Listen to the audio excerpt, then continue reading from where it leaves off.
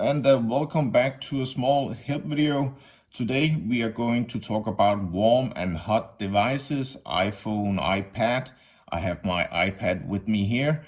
And we're also looking at slow performance. These are some of the tips and tricks that I have for this topic. First of all, when you have an iPad that is not running as expected, either it's very warm, hot, or the performance is just slow, it is always a good idea to see how much do you actually have open for the different apps on your device. So please make sure to have a look at that. Delete or close down the open apps. If you, for example, are playing games like Roblox or whatever, FIFA, whatever game that is using a lot of memory and a lot of graphics resources on your iPad, then sometimes your iPad either is too old and don't really support what is needed for that game, or you just need to close down some of the other apps. So that's always a good idea to have a look at. And then my very common recommendation for iPads is, of course, make sure to reboot, restart your device once in a while.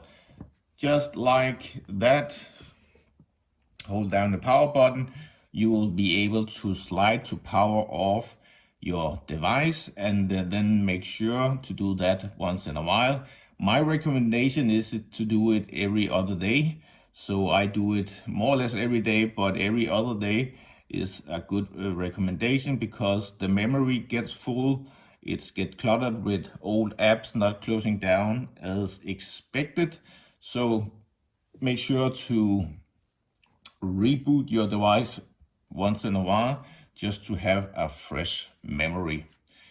So one of the other things that is also very important when you are looking at devices getting too warm or too hot, it is very good to have a look at the apps running in the background, because you have closed down all your apps, but a lot of the apps are actually still running in the background. So go into settings, go into general, and go into background app refresh.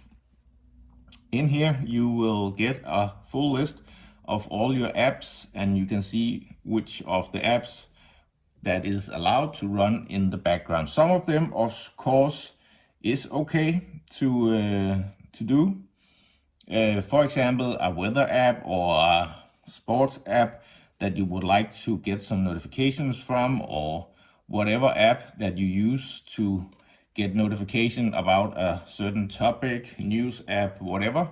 But some of the other apps, for example, the gaming apps, I would say there's no need for those apps to be running in the background.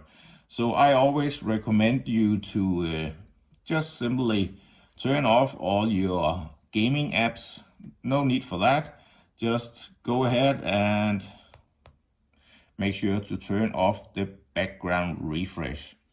It is using a lot of memory and it is using a lot of resources on your iPad, and that could be the reason why you see that your iPad is either running slow or it is getting warm or overheated. So have a look at the app refresh. Another thing, of course, is the iPad storage. As iPad comes with a certain amount of storage, and we tend to not really look at that before you get into a stage where the iPad is not performing as expected. And as you can see up here, it is putting the memory into different categories, and the full amount of gigabytes used on this one is 48 gigabytes. So I still have some gigabytes left. The recommendation for free gigabytes to have on your iPad is 2 gigabytes. You should always have 2 gigabytes of free data so that the device are able to use the memory and still have some left for updates and things like that. So 2 gigabytes of free data is my recommendation for an iPad. Then you wouldn't get into any problems with performance or warm or overheating device. And as you can see, the device, the software itself is actually recommending some things that is not used anymore and that you should offload on your iPad. But you can also go through each app in the list and see how much space it actually uses. And if you see some apps, okay, you say it is actually using a lot of space, then go into the app and you can say offload the app or delete the app. Offloading the app will not delete the app from your device, but it will not be installed on your device. So offloading will make sure to not use more or less any space on your device. So that could be a good thing to do if it is an app that I don't really think that I use it anymore, but I don't want to delete it, so you can then offload the app. That's something that you can have a look at for this space. So next thing up is, of course, also to have a look at your apps. If you experience that when I use a certain app, it is getting warm or the performance of the iPad is getting slow, then maybe have a look at if there is any updates in the App Store.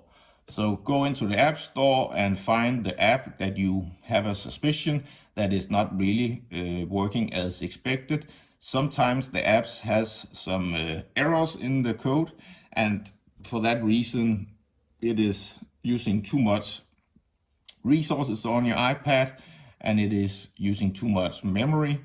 So updating your app could also solve that, because the app vendors, of course, releases bug fixes for apps if they find an issue.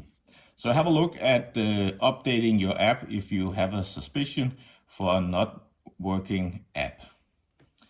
Another thing that is also my recommendation is, if you experience that your device is getting hot while you are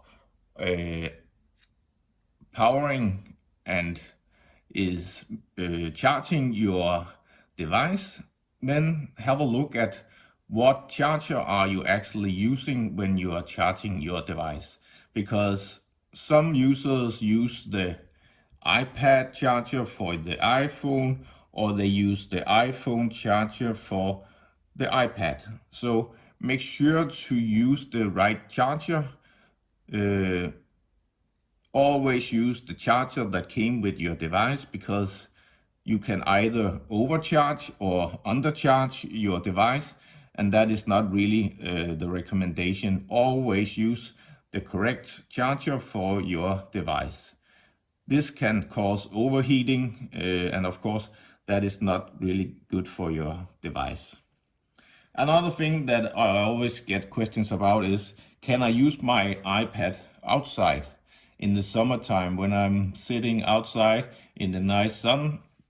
Can I then use my device? Yes, of course you can, but it can actually, if you are sitting directly in the sun and not in the shadow, then the device can actually get overheated.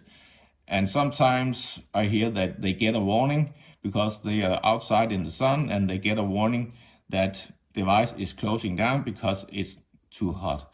Just make sure that you can't actually damage your device by being in a hot sun with your device. The components inside your iPad or iPhone can actually get overheated, and at the worst case, it can actually burn down, and then you will need to take your device to the repair shop and get the components replaced. So be a bit worried, or at least remember to think about, if you are sitting too long in the sun and you can feel that the device is getting hot, maybe take the device in the shadow or take it inside the house just to cool it down. So these were some of the tips and tricks for overheating and warm and hot devices. These also are some of the recommendations for slow performance, at least the apps where you have the app refresh in the background and also the storage. Have a look at the tips and tricks, and I hope you liked my video. If you do, give me a thumbs up, subscribe to my channel. I will do more tips and tricks videos. And if you have any questions or comments, put it in the comments section underneath this video. Thank you.